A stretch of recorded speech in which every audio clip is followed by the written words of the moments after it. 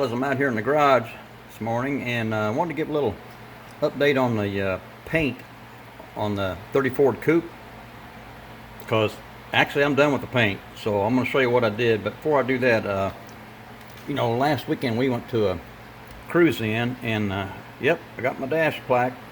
We went to the Grillin' and Chillin' cruise in St. Wendell, Indiana, at the men's club.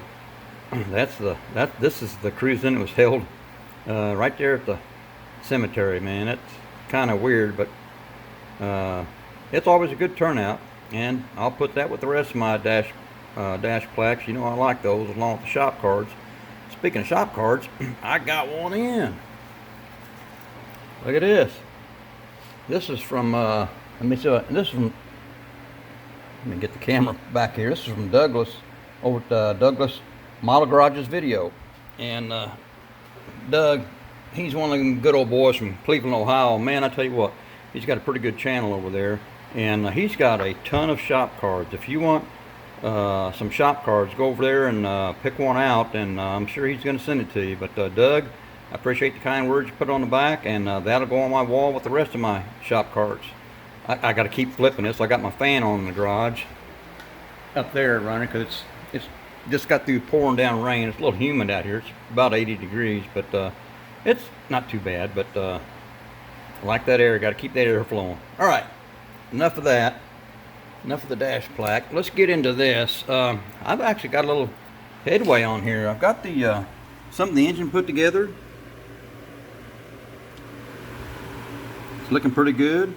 I got the cross member and the chassis in, and the steering box there, and I've got the wheels put together. I still need to put some little black wash on the Ford down there in the middle of those hubcaps. But boy, they turned out pretty awesome looking. And all right, let me bring this body over here. I'm gonna show you. So you guys tell me. This is what I did.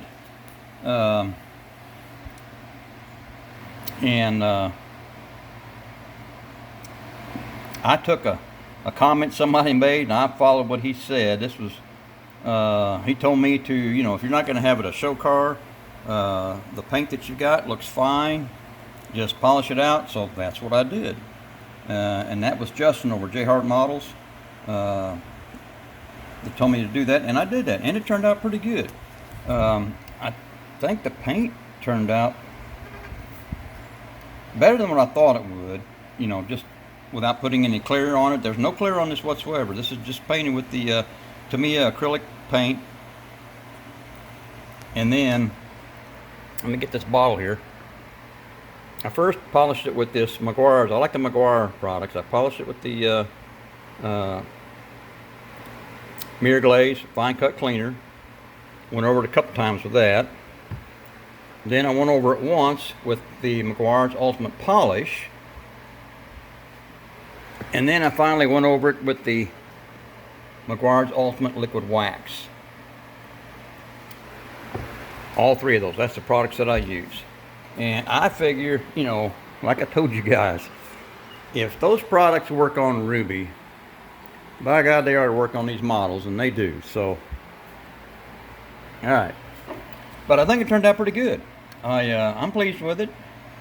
I didn't want a super shiny. I wanted more of a little, dull, not dull, but laid back shine, and I think that's what I got.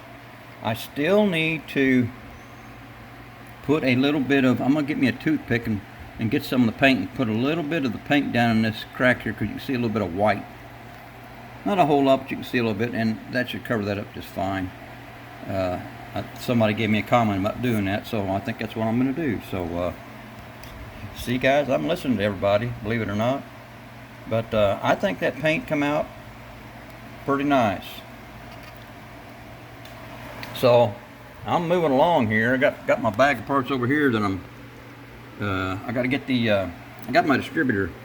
Got the wires in it. I need to paint the distributor, and then I need to get it on the engine and get the engine wired. I still need to cut the boots for the spark plugs.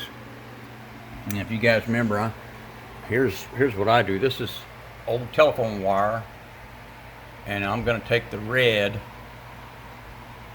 and I'll strip that insulation off and use that red insulation for my boots, because that will fit right over that 30 AWG wire.